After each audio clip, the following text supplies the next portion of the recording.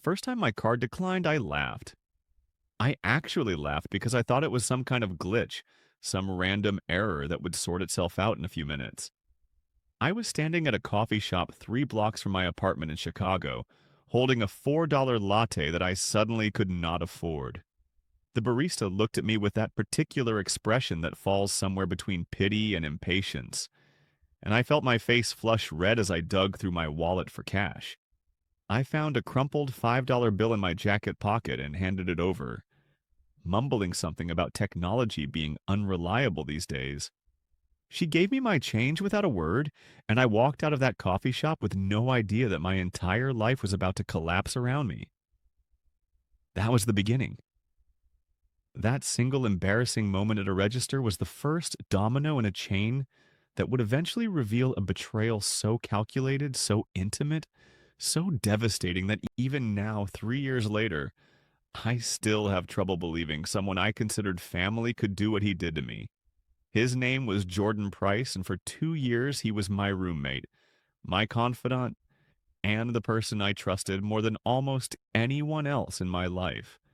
By the end, he had stolen my identity, destroyed my credit, nearly ruined my career, and done it all while looking me in the eye and smiling. This is the story of how I caught him, how I exposed him, and how I made absolutely certain that he would never do this to anyone else again. I need to take you back to the beginning to help you understand how I ended up living with Jordan in the first place. I moved to Chicago in the summer of 2019 after landing a junior analyst position at a financial consulting firm downtown. It was my first real job after graduate school, and I was making decent money for the first time in my life. Not rich by any means, but comfortable, stable. The kind of income that let me dream about things like savings accounts and retirement funds and maybe eventually buying my own place. The problem was that Chicago rent was brutal, especially in the neighborhoods close enough to my office that I would not have to spend 2 hours commuting each day. I could have found a studio apartment in a rougher part of town, but I wanted something better. I wanted to feel like I had actually made it somewhere, like all those years of studying and working and sacrificing had led to something tangible. So I started looking for a roommate. I found Jordan on a roommate matching app that was popular at the time. His profile was impressive. 31 years old, worked in sales for a medical equipment company, described himself as clean, quiet, and professional. He had posted photos of the apartment he was renting, a beautiful 2-bedroom unit in Lincoln Park with exposed brick walls and huge windows that let in natural light all day long. The rent was higher than I had budgeted, but splitting it with Jordan would actually make it cheaper than most of the studios I had been looking at. It seemed too good to be true. We met for drinks at a bar near the apartment. Jordan was charismatic in a way that felt effortless. He had this ability to make you feel like you were the most interesting person in the room, like every word you said mattered to him. He asked about my job, my background, my hobbies. He told me about growing up in Connecticut, about his family's beach house on the Cape, about his dreams of eventually starting his own business. He made jokes that were actually funny. He paid for both our drinks without making a big deal about it. By the end of that first meeting, I felt like I had known him for years. I signed the lease the following week. The first year of living with Jordan was everything I had hoped for. We developed an easy rhythm that felt natural and comfortable. He worked slightly different hours than I did, so we rarely competed for the bathroom in the morning. We split groceries and took turns cooking dinner when we were both home.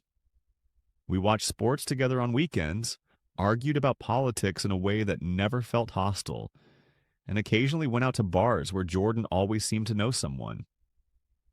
He introduced me to his friends, invited me to his birthday party, remembered details about my life that I had mentioned once in passing. When my mother came to visit from Ohio, he charmed her so completely that she called me afterward to say she was glad I had found such a good friend in the city. I genuinely believed that Jordan cared about me. I believed that we were building a friendship that would last beyond our roommate situation. I believed that I had gotten lucky. that the universe had rewarded me for all my hard work by placing me in the orbit of someone who would make my life better. What I did not understand, what I could not have known, was that Jordan had been studying me from the very beginning. He was learning my patterns, my habits, my vulnerabilities. He was collecting information that he would eventually use to take everything I had worked for and claim it as his own. The warning signs were there, but I did not recognize them for what they were. Small things that seemed insignificant at the time, but would later form a pattern so obvious that I would feel like a fool for missing it. Jordan was always the one who collected the mail. He said it was because he usually got home before I did and did not want important documents sitting in an unlocked mailbox all day. It seemed thoughtful. It seemed responsible. I thanked him for it. He also knew my birthday, my mother's maiden name, the name of my first pet. Not because he had looked them up, but because I had told him casually over beers or during late night conversations about our childhoods.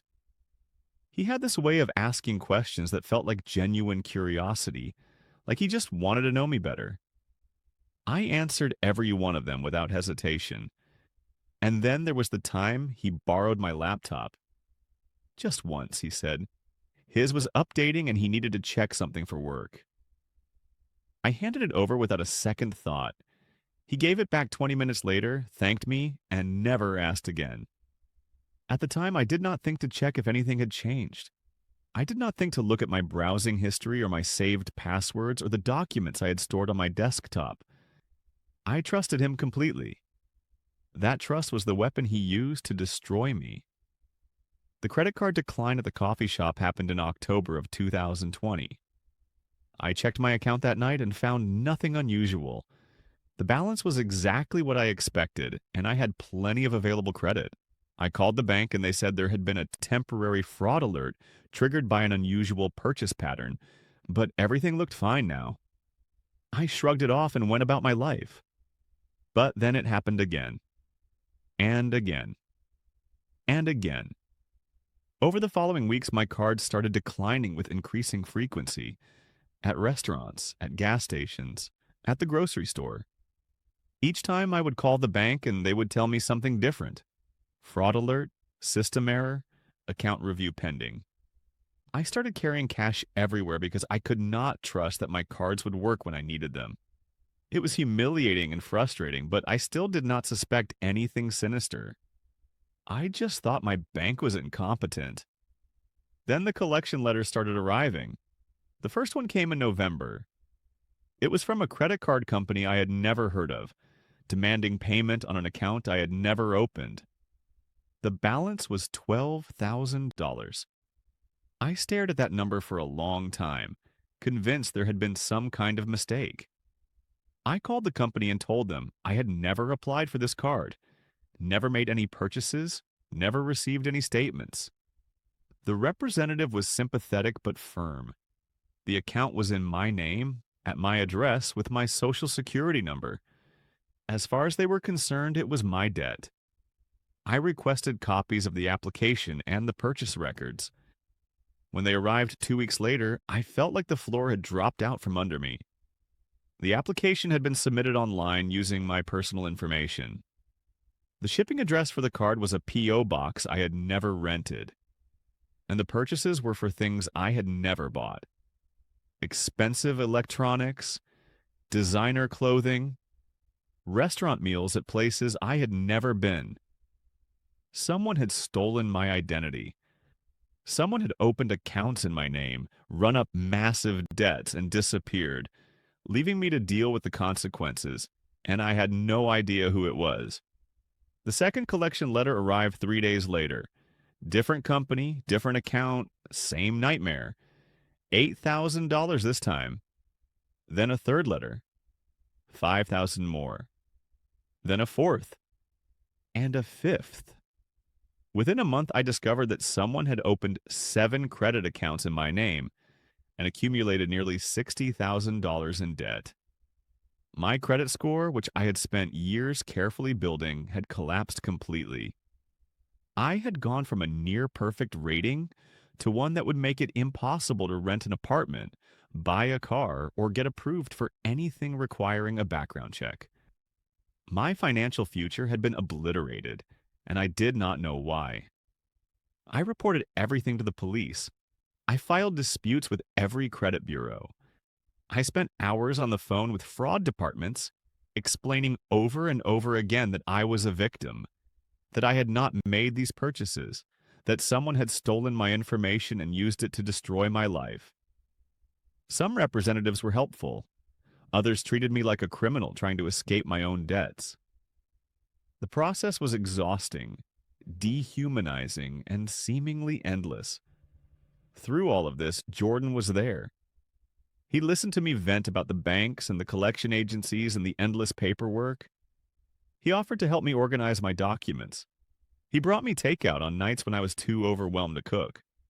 He told me he could not imagine going through something so terrible, and that he was glad I at least had someone I could count on. I remember one night specifically.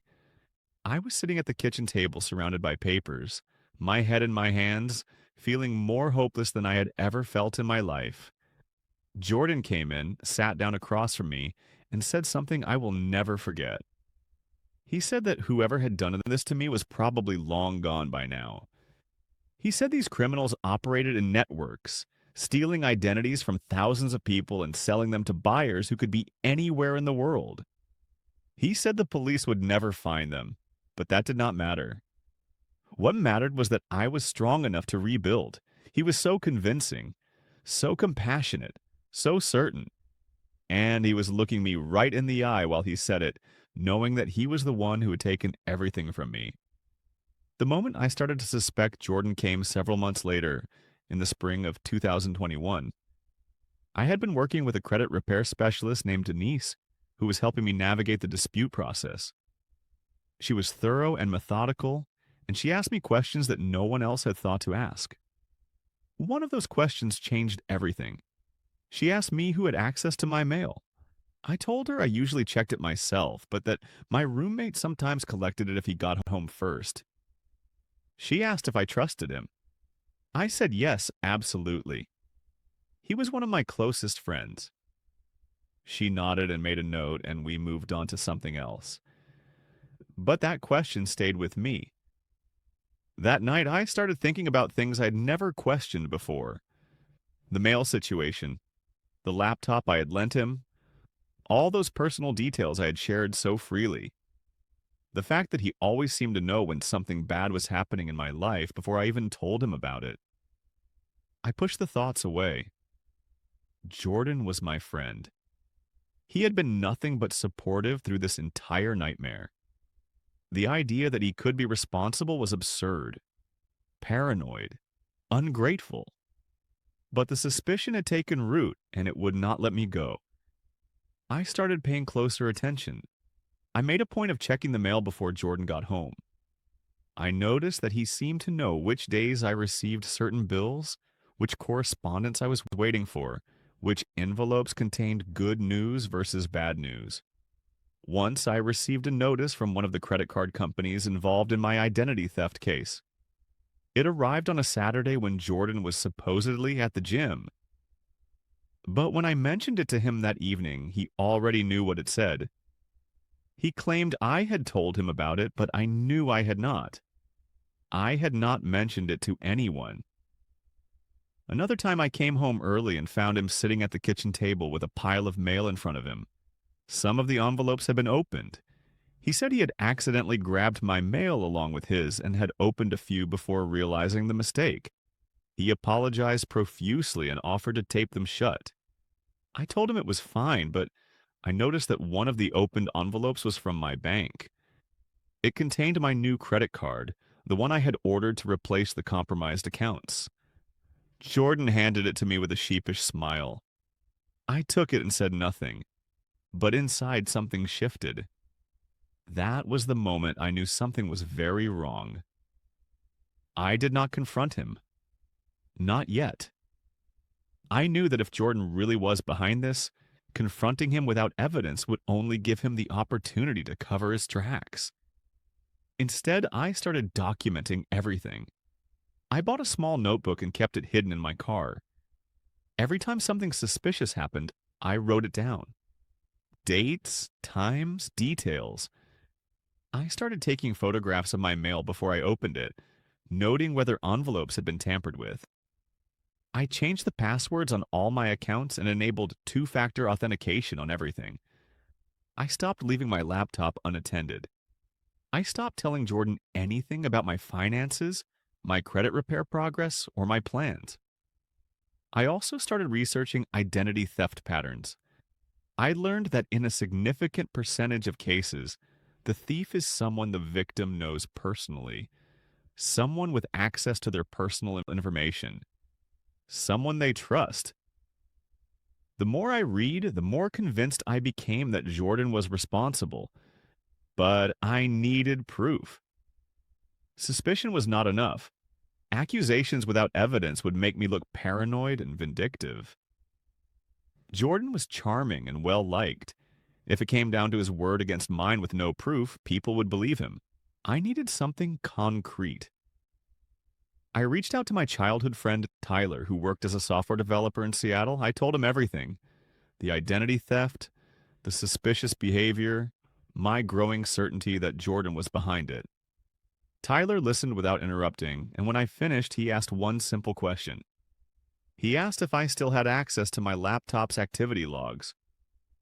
I did not know what he meant at first, but he explained. Most computers keep records of when they are used, what files are accessed, what programs are opened. If Jordan had done something on my laptop when he borrowed it, there might be a trace. Tyler walked me through how to find the logs and helped me analyze what I found. The results were devastating. On the day Jordan had borrowed my laptop, someone had accessed my browser's saved passwords. They had opened the Documents folder where I kept digital copies of my tax returns, my social security card, and my birth certificate. They had copied files to an external device.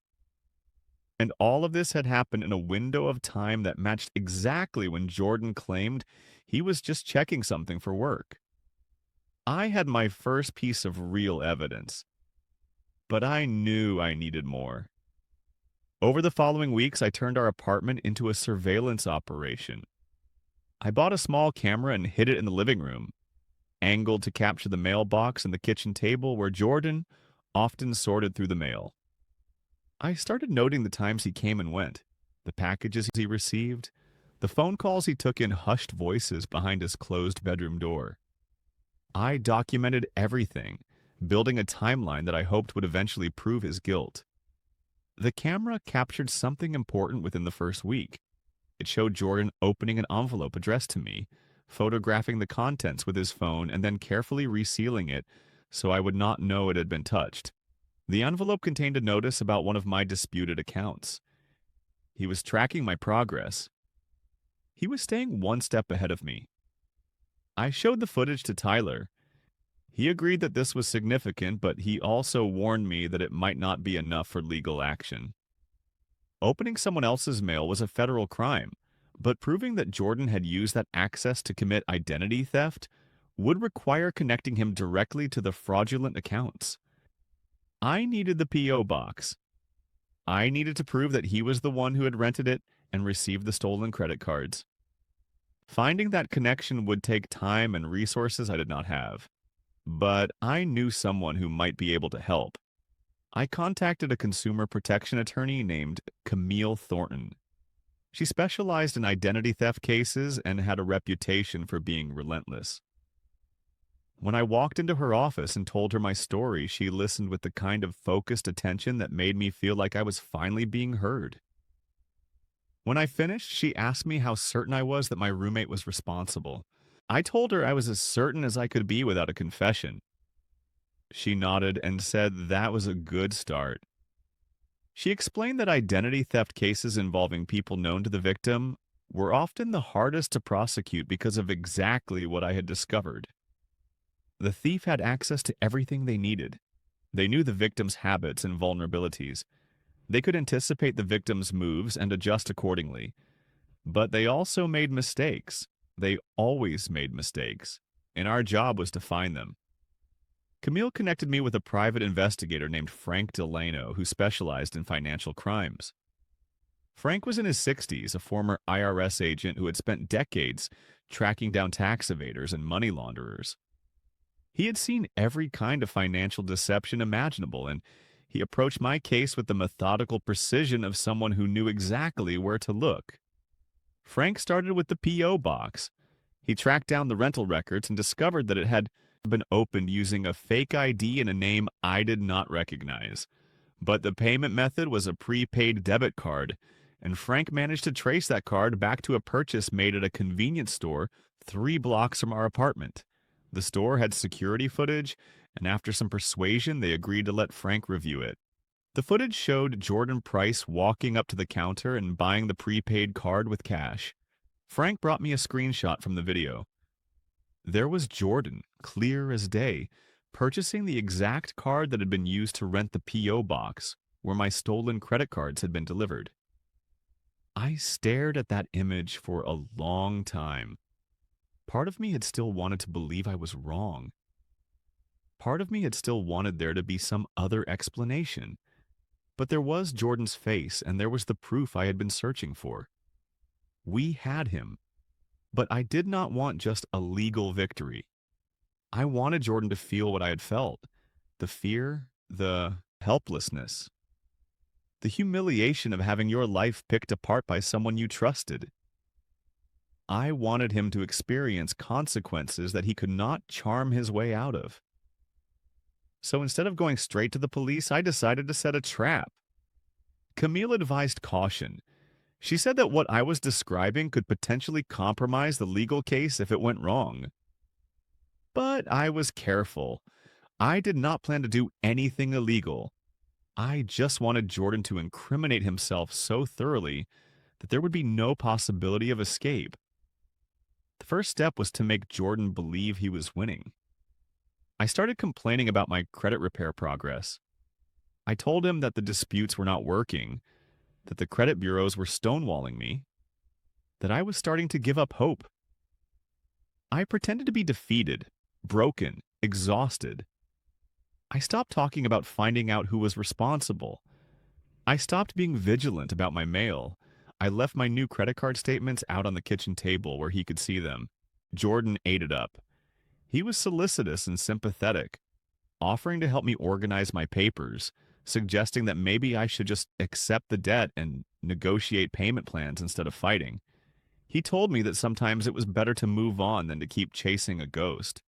What he did not know was that the credit card statements I was leaving out were fakes. Camille had helped me create convincing documents that showed accounts with high limits and low balances. If Jordan tried to open new accounts using my information, we would catch him in real time. The trap took 3 weeks to spring. One morning, I woke up to an alert from a credit monitoring service I had subscribed to through Camille's office. Someone had attempted to open a new account in my name. The application had been flagged and frozen, but the attempt had been recorded. The application came from an IP address that Frank traced back to a device registered to Jordan Price. He had done it from his own phone, in his own apartment. While I was sleeping in the next room, I do not think I have ever felt a more complicated mix of emotions than I did in that moment. Vindication, rage, disgust, and underneath it all, a profound and devastating grief. Jordan had been my friend. I had trusted him with my home, my secrets, my faith in human decency, and he had used all of it to destroy me. The next phase happened quickly. Camille filed a formal complaint with the Chicago Police Department, presenting all the evidence we had gathered.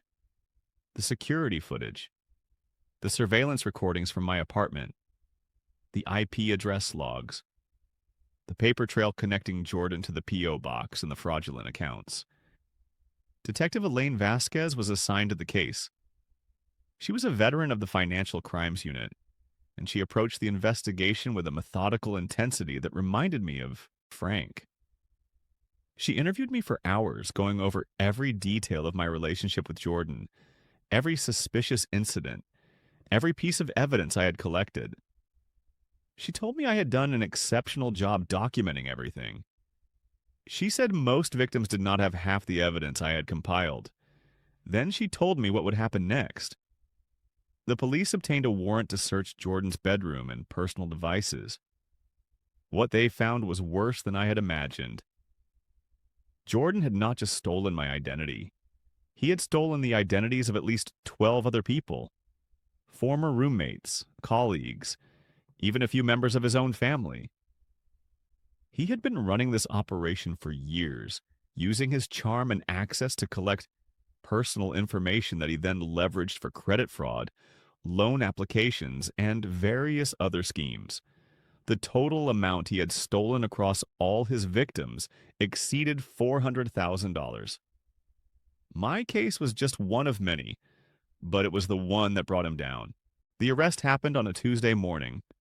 I was not there to see it, but Detective Vasquez called me afterward to let me know it was done. Jordan had been taken into custody at the apartment we still shared.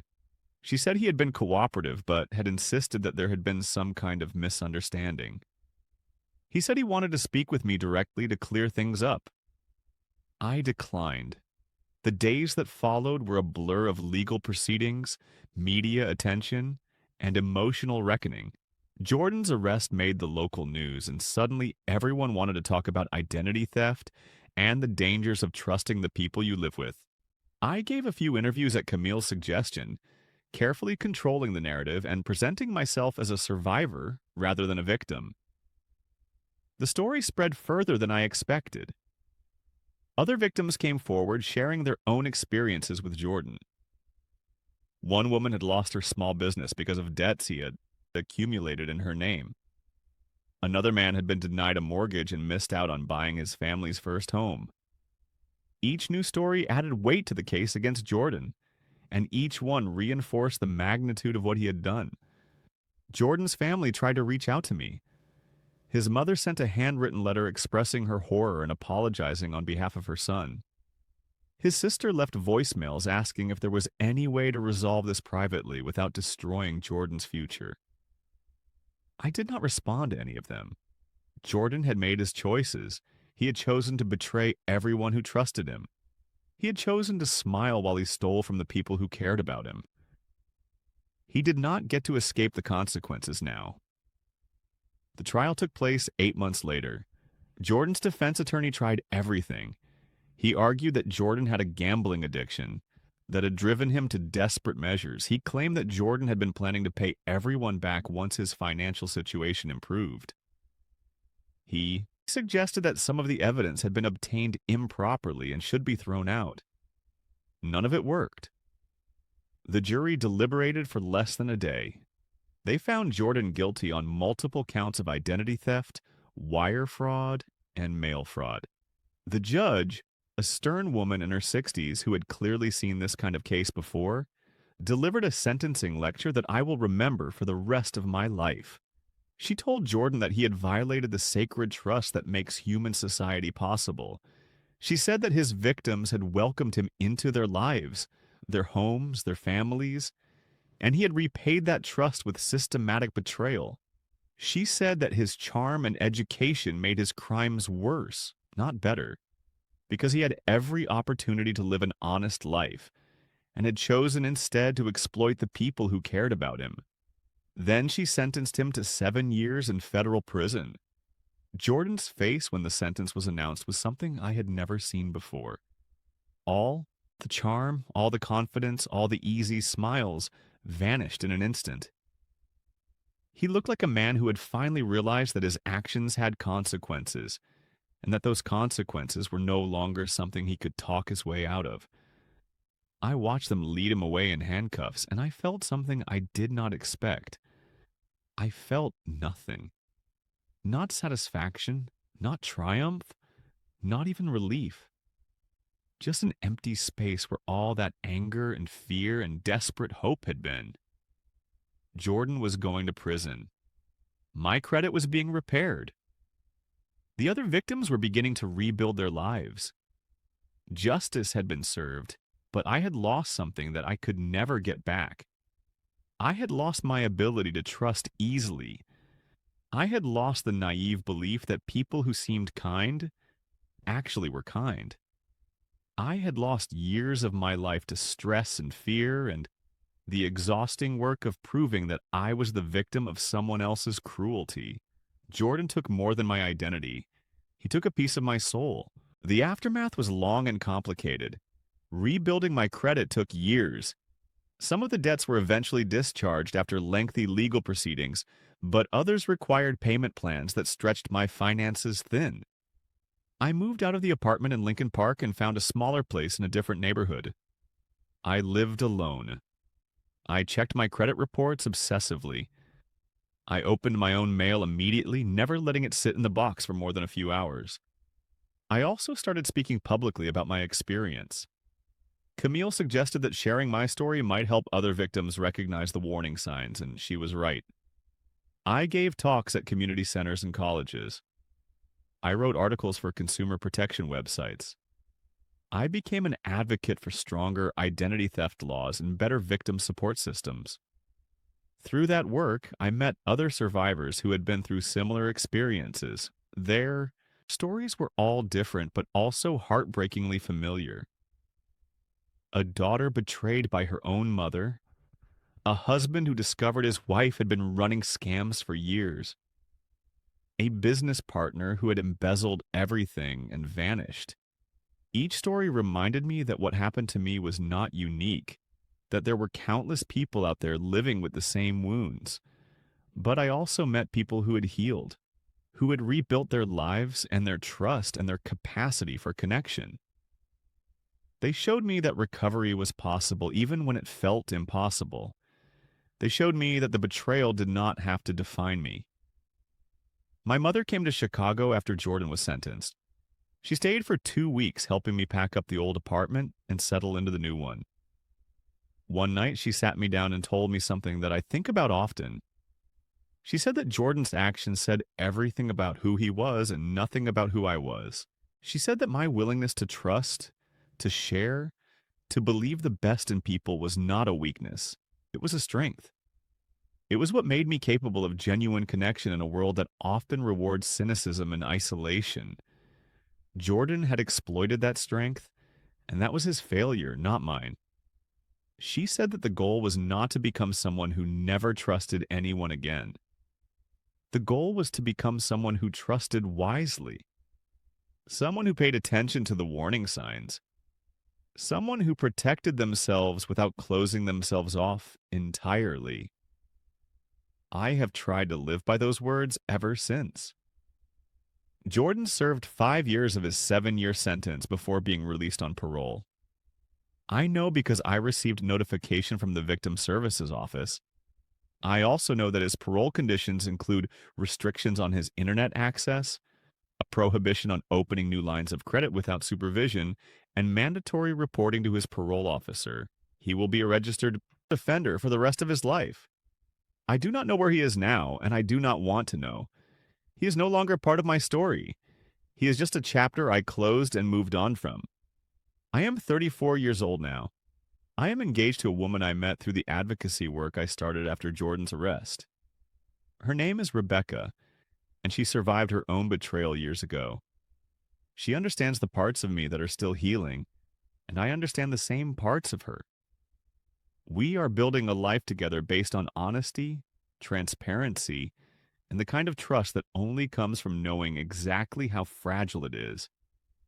My credit score is higher now than it was before Jordan destroyed it. I own my own apartment. I have a career I am proud of. I have friends and family who know my story and love me anyway.